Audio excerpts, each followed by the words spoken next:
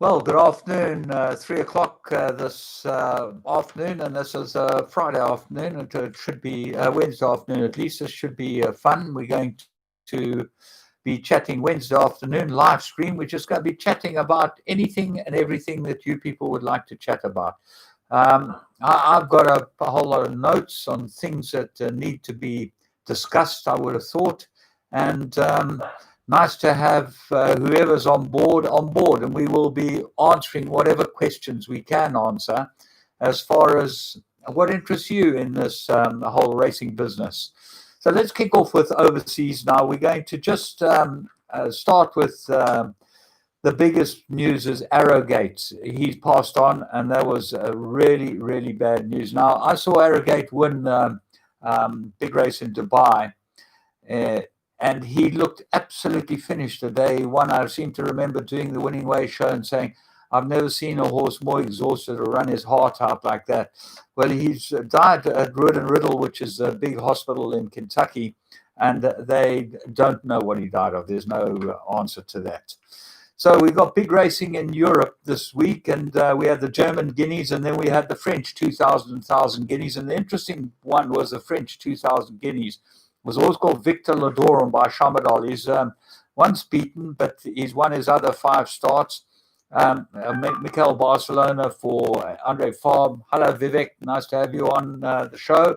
And we'll be chatting to you as soon as I've got some news up as to what you guys want to chat about, because this is an open forum today. But let me finish with the 2,000 Guineas. What's interesting about this horse is that his second dam is bred 3 and 3. And her name's Helen Street. And so that's a proper line breeding. She's the second dam of the sire and the dam. And for those of you that don't know, and Chamadol was the sire of Victor Ladorum. Andre Fabre's 8th Guineas winner. Enable is going for the Eclipse. The Guineas is being run on Saturday.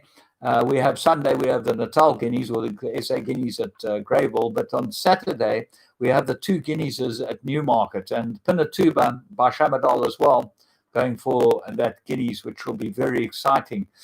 What is interesting is that it looks like, to me, like one of the strongest Guineas we've ever seen, because O'Brien has 4 in it. He's got Arizona. Is his top choice, and Dottori's riding one of them. I know that very interesting to see that. And Kamiko, as by Kitten's Joy, he might be the big danger. Now he's from Andrew Balding's stable, and I expect him to run very well. On Friday, Stradivarius goes for the Coronation Cup. Frankie's getting ready to ride that. Him and Ryan Moore both had a winner at the first day of opening, so nice to see them. What else is there overseas? Okay, Randwick, Saturday. They start with the owners, are there on Saturday. Order a bit distorted. I seem to have a bad distortion with the audio, but we haven't been able to fix it. As long as you guys can hear, Navin, basically we're going to just try and bat through this, but I really do not have a good audio. Let me move my mic a little bit. Maybe that will help. But I know that the audio hasn't been great, and we've been trying to get it better. I hope that that's better. Just talking about owners. Owners are going to Royal Randwick on Saturday. 50 per dining room. Quite interesting. You can apply, and you don't have to go to a dining room. You can actually go and sit on the grandstand, where you'll be allocated a seat. Thanks, Navin. Unfortunately, I haven't been able to get it right. I've been about 15 minutes trying to get it right. Maybe a cup of tea will help. Let's see. Let me see if a cup of tea is not going to help me. I hope you like that little flower on my teapot. There you go. Okay, let's move on. South Africa. Now, very interesting in South Africa is that 2 things seem to really have impacted on racing. Or 3 things. The firstly is that we're only having 12 horse fields. Now, that means eliminations in virtually every race. It impacts on the industry in 3 ways. Firstly, jockeys are not getting enough rides. Secondly, owners are not getting enough chance to run their horses. And thirdly, betting pools are not as big as they should be. I know the betting pools have been pathetic, but remember the no off-course totes that are open. So very interesting that those three things. And 12 horse fields, I see no reason why we shouldn't have raced at least 14 horse fields and maybe 16 horse fields down the straight. There's no reason whatsoever. And certainly on Turfentine on Saturday down the straight, 20 horse fields could be the order. Give everyone a chance to race. It doesn't make any difference if you're 12 horses on top of each other or if you're 14 or 16 horses. That makes no sense. And hello, Mohammed. Nice to have you on the show. Yeah, we're all well. So that is my first problem that I really have. Now, the second problem is that since this new thing has arrived, something that I brought up as a trainer with the trainers' meetings, which were chaired by Tony Riverland in those days, and got shot down. A benchmark is there for a reason. So the benchmark is set at, say, an 86 merit rating race. They had all types of secondary rules whereby horses came in above the benchmark and didn't get eliminated before the horses that were below them, that were at the bottom of the weights. At last, the benchmark is the top of the rating, and the first horses to get eliminated must be the horses above the benchmark, because that's why you have a benchmark. Otherwise, you just make it an open handicap. And this was my argument. It shows you it's taken 2.5 years for them to wake up to the fact that this was probably the absolutely correct way to do it. Kimberley, I must talk about Kimberley. It looks like Kimberley's death knell. Trainers are moving out of there because there's no racing. And it's very easy. If you take away the goods in the shop, no one will go to that shop. So they've taken away the goods. They've given Kimberley no chance of continuing. And one understands that COVID has had a big impact on this because it's difficult with the traveling. But the traveling regulations have certainly been relaxed, cross-border traveling regulations, and you can travel for meetings. So there's no reason why they shouldn't have had Kimberley on a Monday. Anyway, Greyville have taken over. And I agree. I think it's an absolute shame about Kimberley. And my proposal was that you should actually revive Bloemfontein and make it into a vibrant racing centre and race every Monday out of Bloemfontein or Kimberley. I really believe that would have worked extremely well. Okay, so that was the next thing. Now, my favorite topic, and because I am really au fait with it and I'm able to speak on it, is presenters. We've had 2 months doing nothing. And we begged them. I begged them. No one else has begged them, but I begged them. Please jack up the presentation. You must have a proper presentation team. You must put up a proper presentation. Now, let's just go through this. There's very little change as far as the faces are concerned. A couple of things that really are obvious on what they say is, and this is certain presenters, and I'm trying to be critical in a helpful way, guys. Don't take this the wrong way. And if you take it the wrong way, it's because you're very unsecure and insecure in your position. You don't need to talk as a presenter about how famous the colors were and how you love the people that are involved in the colors. You don't have to talk about how wonderful they all are and this and that and the other. You must present the facts. The facts are why a horse should be able to win or should not be able to win. Now, there's certainly one guy who is very good about whether horses tick the boxes and whether they should be able to win or not win. And he keeps personalities and people out of it. There are a couple of others that are absolutely shocking, really, really bad. You can't say ladies and gents every second line, ladies and gents this, ladies and gents that, ladies and gents the other. We know there are ladies and gents out there, but stop stating the obvious. The obvious is not there. Hello, Black Swan. The obvious, everyone knows. Everyone that has any idea about racing knows what the obvious is. When a horse has got 2 stable assistants, you can see it on the screen, okay? You don't need to tell everyone it's got 2 stable assistants. You don't need to tell everyone how wonderful a horse looks in its coat. It's there for everyone to see. And some of the horses didn't look so great in their coat because it's winter now, So really, keep out of that. Talk about form lines.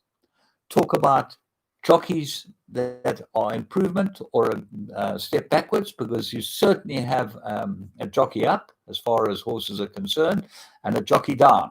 If you're getting a Marcus taking place of Kanya Sakai, and I'm just using that as an example, you've got to mention this is a very salient point.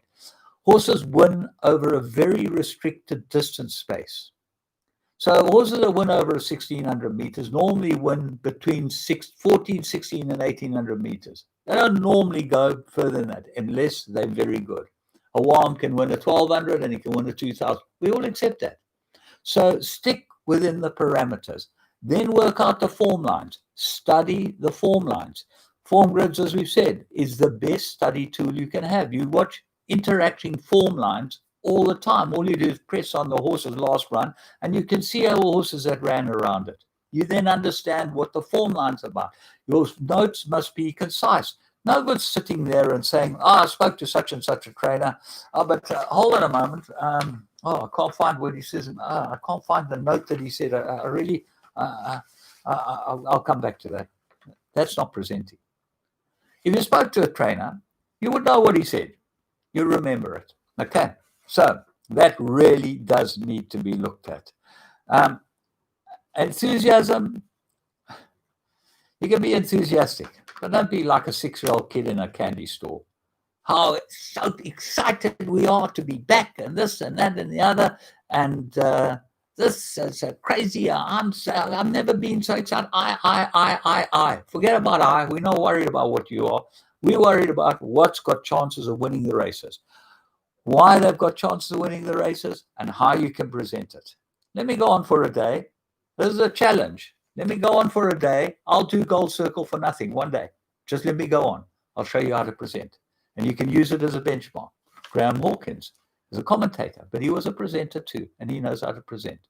There are presenters out there that know how to present.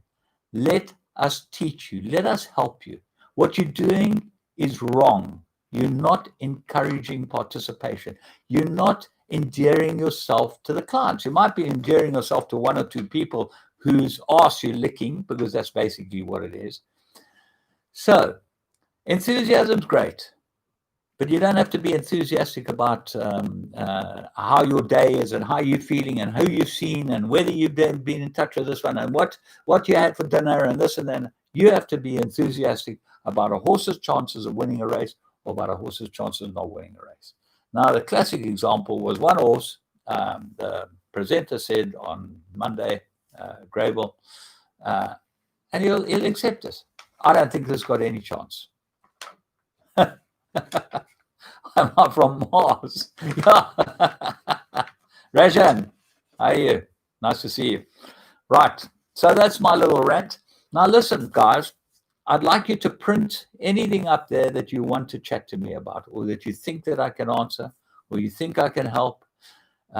Everyone is always concerned about things that happen in the racing industry. I know I got into trouble on Monday because I had a go about there being a refund on the Pick Six and jackpot. Understand, people, there are a lot of people who know me and who want to know what I've got to do. Rajan, I am not a politicist as far as the world is concerned. I've got no view about riots, about people doing this, that, or the other. My views on racing. Okay, so we've answered, that's the first question, okay?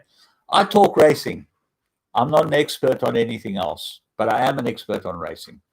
So let's go back to where we are. Right, we've got Cape Town racing today. We've got Kempton. We've got Hong Kong, fantastic.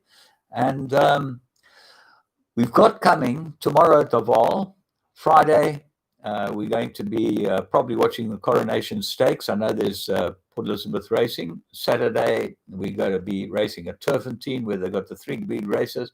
The favorite Formula One racer, I don't have one. I do have a favorite motorcycle racer, Marc Marquez, but I don't have a favorite Formula One racer.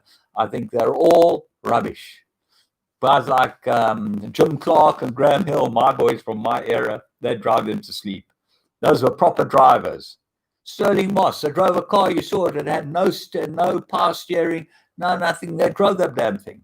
Okay, these guys do virtual racing. The car's set up, done everything for them. So there you go, Rajan. What do you think of that?